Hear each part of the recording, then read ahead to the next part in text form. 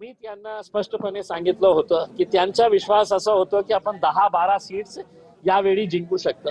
मी OBC साहेबांना मी शर्त लावली होती की साहेब 20 पेक्षा सीट्स आमचे येणार नाही आहे करके, आणि खऱ्या अर्थाने माझाही जे विश्वास होता की मागच्या वेळी आम्ही 25 सीट जिंकलो होतो, यावेळी आम्ही 33 पर्यंत जाणार आहे, आणि मलाही विश्वास होता की आम्ही 26 ते 28 पर्यंत आम्ही जिंकू शकेल। पण 33 सीट जिंकणं म्हणजे मलाही आश्चर्य आहे, आणि याच्यासाठी मी सगळ्या शहरवासियांचा खूप खूप धन्यवाद देतो।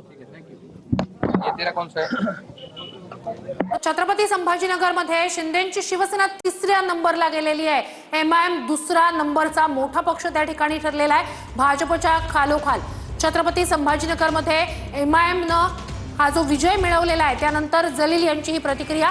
भाजप 58 जागांवर छत्रपती संभाजीनगरमध्ये आघाडीवर, शिंदेची शिवसेना 12, राष्ट्रवादी एका जागी आघाडीवर आहे। एमआयएम 33 जागांची आघाडी घेत दुसरा मोठा पक्ष, शिवसेना ठाकरेंचा 8 जागी आघाडी। तर ठाकरेंच्या शिवसेनेच्या माजी महापौर श्रद्धा जाधव विजयी झालेल्या आहेत, माजी महापौर राहिलेल्या आहेत, श्रद्धा जाधव विजयी झालेल्या आहेत।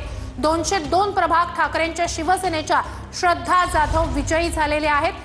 तर श्रद्धा जाधव यांचा निकाल राखून ठेवण्यात आलेला होता।